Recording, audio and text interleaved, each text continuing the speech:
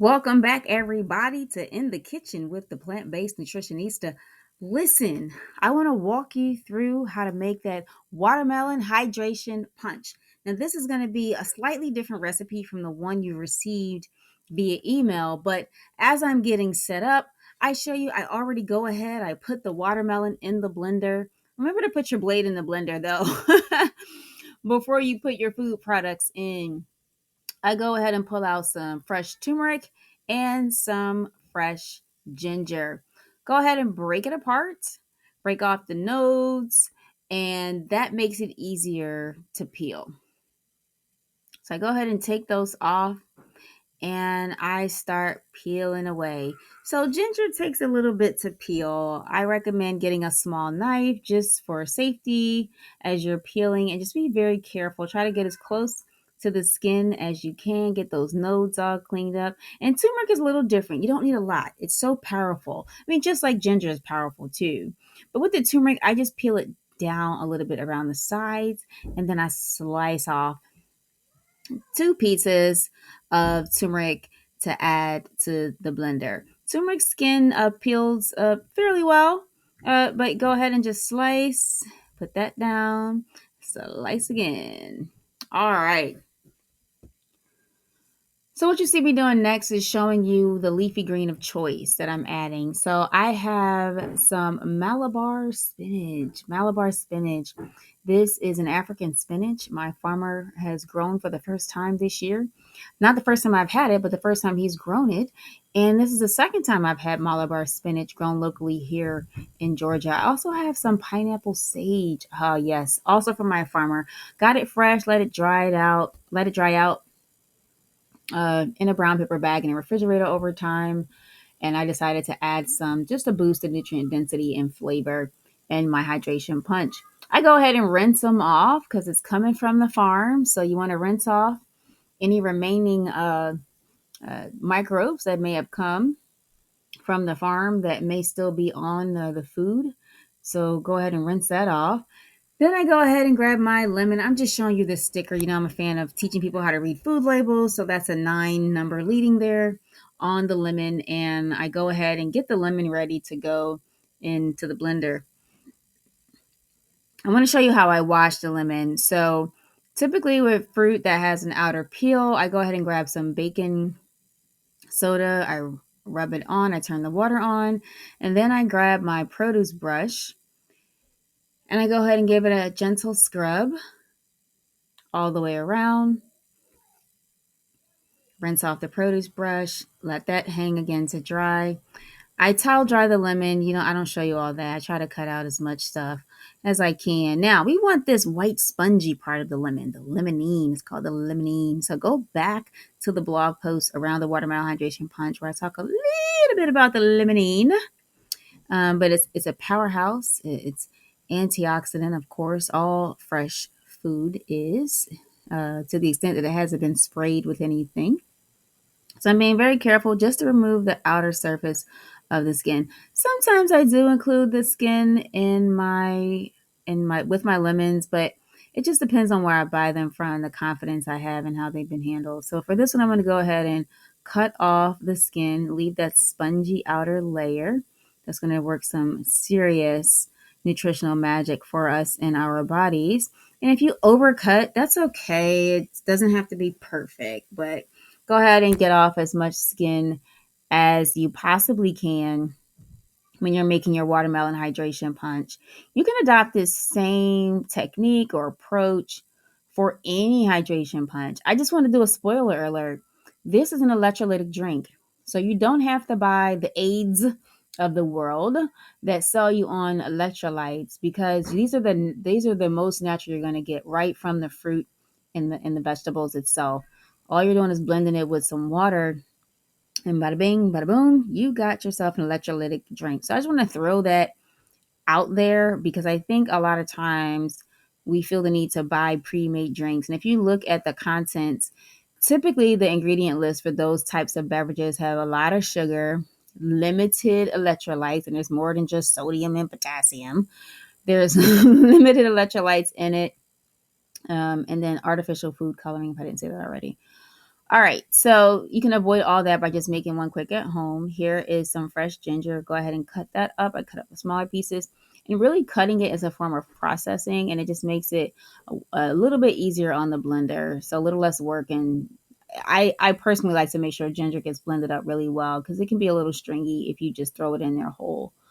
All right, watermelon time. I got my little sous chef walking up who likes to watch the blender blend, but he also thinks that I can somehow hold him and do all the cutting and everything.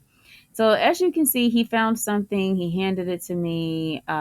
We had a hand washing break. I had to go ahead and discard that. And then he's looking in the camera. He wants to be picked up. He's shaking his head no because he's basically saying he doesn't want to be recorded. And he's telling the camera, no, I don't want to be recorded. I want my auntie. All right. So I am trying to now show you what it's like to really be in the kitchen. A lot of times I edit out his appearances, but I just want to show you guys like it literally is a juggling act. He's in between my legs, so I'm taking it off so I don't spill the watermelon. And he is wanting me to pick him up simply because he wants to see. So I guess we need to figure out how to get something he can stand up safely and see. But yeah, he's trying and he's making noises and he's trying to talk to the best of his ability. And I'm trying to help him uh, be patient with me. So anyway, I'm pouring this watermelon water. Guys, when you're cutting watermelon, don't pour off the juice in the sink. Drink that stuff. All the nutrients in there, and it's so good. Let me tell you, it's so good. All right, so I have a mango. I'm just using everything I have, right? This is not only an electrolytic drink, but it is so nutrient dense, nutrient rich. It is heart healthy. It is, yeah, he's he's making me dance a little bit there because he's like throwing his body into my legs. All right, anyway, it's heart healthy. It's brain boosting. It loves the gut, giving us lots of nice, healthy microbes. So all of you who want to know what it's like to cook with a little one by your side, here it is. I decided not to edit him out this time. As you can see, I'm trying to navigate around him and I'm talking to him at the same time, coaching him, trying to get him to just give me a moment. Please be patient. One moment. I can't pick you up. Anyway, I got this mango here and I'm like, all right, let's get ready to blend it up. I'm showing you how everything is in there. I typically like to start with something hydrating at the bottom because it really helps with blending. So I go ahead and put all my cuttings into a bag because we're going to compost that. I go ahead and hit blend. This is what he really loves. Let me tell y'all, he loves this blender. He thinks it's funny to watch it spin around. So I go ahead and get it started and put it on the smoothie setting. And I just take a step back, take a breather. Don't worry, he's still there. He's going to come back over. But yeah, I'm showing off my apron. Yup. And I'm about to show you some freshly ground chickpea powder. Hey, if you want protein powder, everybody's really big on this protein powder these days. Meanwhile, you can eat a lot of it with your food choices. But anyway, you can take some freshly ground chickpeas, rinse them off, towel dry them well, and then add that to your blender. But because I put a lot of bulkier things in and I didn't like fully cut everything down, I decided to go ahead and take half. I'll go ahead and enjoy that and then add the chickpea flour to the next blend. So you'll see that coming up. So let's talk about inviting your family into the process of cooking and making food. I think it's important that if children want to be involved, let them be involved. So here is his level of involvement. He is exploring the blender. He's touching it. He wants to know, well, it's making a noise. What does it feel like? So he's now being exposed to the sound of vibration. We run through the smoothie setting twice. Sometimes I let him press the button, not so much today. So that's what he was trying to do to restart it.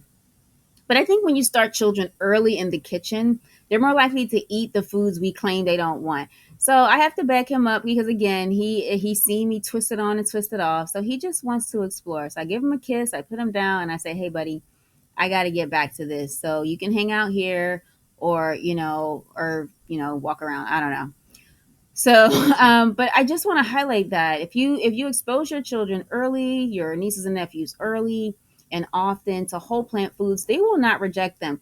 This baby has had just about everything: okra, quinoa, Malabar spinach. He's had it raw, he's had it cooked, and he eats it. So he doesn't know. But I think if we expose them to ultra processed food and processed food first, they're not going to receive the food that actually serves them well.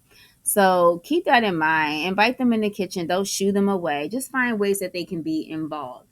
One of the things that's important is clean up as you go, especially when you're talking about blender parts. So once you've gotten all that goodness off the lid with some sort of silicone spatula, go ahead and rinse it.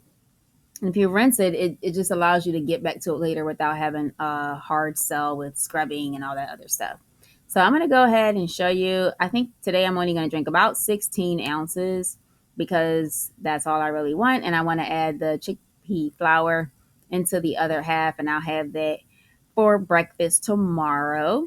But this is how I make my watermelon hydration punch or smoothie or drink. And then I add the protein powder. 3 tablespoons is enough. I think that'll give you close to 30 grams maybe of protein. I forget. I think I just did 2 today just because I only have half left in the blender. So I'm like, oh yeah, this whole time you couldn't even see my face. Bing, bing, bing. But let me show you. It is so good. So good. So good.